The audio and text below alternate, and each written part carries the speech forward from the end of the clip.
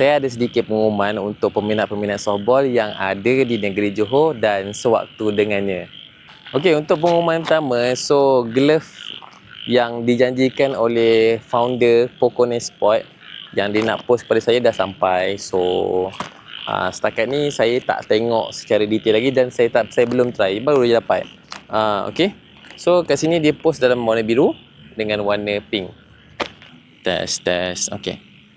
Bagi pengumuman kedua adalah Karnival Sukan College Vocational Sukoh, iaitu bagi zon Johor kali ke-25 bagi sukan softball sedang berlangsung untuk 3 hari ni. So hari ni pada hari Jumaat dah start dan dia akan berakhir pada hari Ahad, iaitu lusa.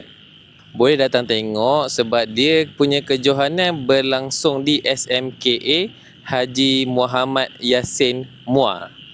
Oi, kuat now bunyi cengkerik kat sini. Okey, kita pergi kepada pengumuman yang ketiga, iaitu Presiden Cup bagi tahun 2025, di mana dia diadakan pada 19 hingga 20 April 2025 pada hari Sabtu ni dengan hari Ahad, iaitu hari esok dan lusa lah.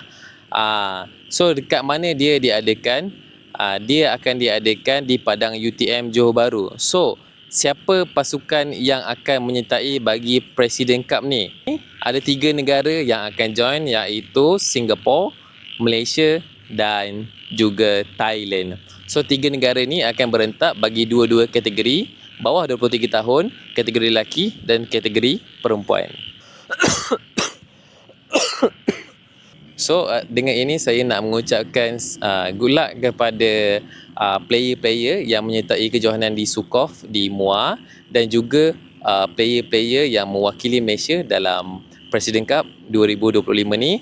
Semoga buat yang terbaik.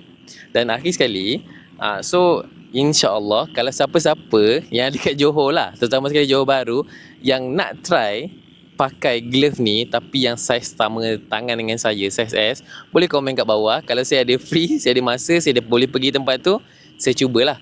Okey, terima kasih. Itu sahaja daripada saya. Assalamualaikum.